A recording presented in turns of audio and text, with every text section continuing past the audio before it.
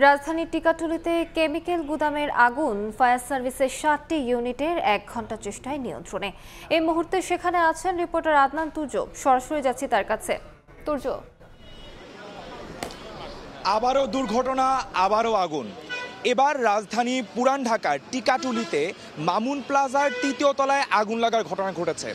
আজ সকাল ৬টার দিকে আশেপাশের প্রত্যক্ষদর্শীরা জানিয়েছেন যে তারা যখন ফজরের নামাজ পড়তে বের হয়েছিলেন ঠিক তখন তারা এই জায়গা থেকে গন্ধ এবং হালকা ধোঁয়া দেখতে পান এবং ঠিক তখনই তারা আসলে বুঝতে পারেন যে এই জায়গার যে বিল্ডিংটি রয়েছে আসলে সেই বিল্ডিংটির ৩য় তলা পর্যন্ত আসলে গোডাউন ছিল। আপনারা দেখতে পাচ্ছেন এখানে প্যারাডাইস সায়েন্টিফিক কোম্পানি লিমিটেড এবং এছাড়াও আরও কিছু কোম্পানি রয়েছে, সায়েন্টিফিক কোম্পানি, যাদের বিভিন্ন কেমিক্যাল গুদাম আসলে এই জায়গায় ছিল।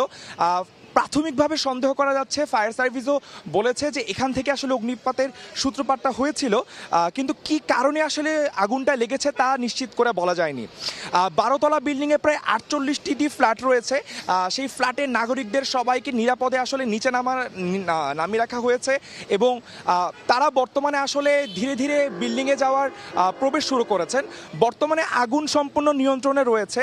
ফায়ার সার্ভিসের 7টি ইউনিট আসলে কাজ করছিল আগুন নিয়ন্ত্রণে। যখন সকাল 6টায় আগুন লাগে তার কিছুক্ষণের মধ্যে আসলে প্রত্যক্ষদর্শীরা জানিয়েছেন যে ফায়ার সার্ভিস চলে এসেছে।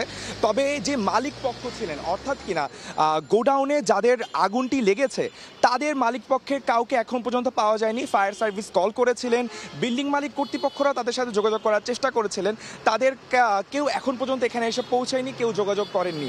সবাই এই অভিযোগটি জানিয়ে আসছিলেন যে এই বিল্ডিংয়ে এই ধরনের গোডাউনটি আসলে এক ধরনের অনিরাপদ এক ধরনের পরিবেশ তৈরি করে এবং ফায়ার সার্ভিসও তাদের ব্রিফিংয়ে বলছিল যে এই গোডাউনে যা রয়েছে তা হচ্ছে এক ধরনের দাহ্য এবং বিস্ফোরক পদার্থ। তারা যখন প্রথমে 3য় তলায় ঢুকতে গিয়েছিল আগুন নিয়ন্ত্রণের জন্য, তখন আসলে প্রথমেই তারা এক ধরনের বিপদের সম্মুখীন হয় যে অনেকের মাথা ঘুরানো শুরু করে বলে তারা বলে করছিল এবং প্রত্যক্ষদর্শীরা জানিয়েছিল যে এক ধরনের গন্ধ ছড়িয়ে ফেলে। তো এই ধরনের এক ধরনের রাসায়নিক পদার্থর বিষক্রিয়া আশেপাশে ছড়িয়ে পড়তে পারে। এই ধরনের বিপজ্জনক পরিস্থিতি আসলে অগ্নিকাণ্ড থেকে সম্ভাবনা তৈরি হওয়ার একটা সুযোগ ছিল। তবে বর্তমানে ফায়ার সার্ভিস আমাদেরকে আশ্বস্ত করেছে যে বর্তমানে আপাতত কোনো বিপদ নেই। তবে গোডাউনে যে পর্যাপ্ত নিরাপত্তা ছিল না, অগ্নি নিরাপক ব্যবস্থা ছিল না, সেই তথ্য তারা আমাদেরকে দিয়েছে।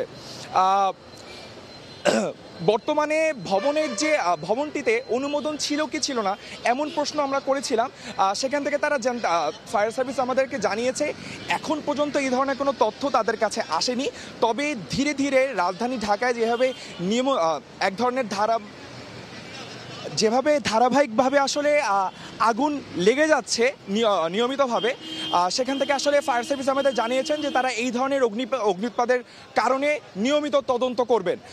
এই ছিল রাজধানীর টিকাটুলির অগ্নিকাণ্ড থেকে আমার কাছে সর্বশেষ তথ্য। সরাসরি যুক্ত ছিলাম রাজধানীর টিকাটুলিতে।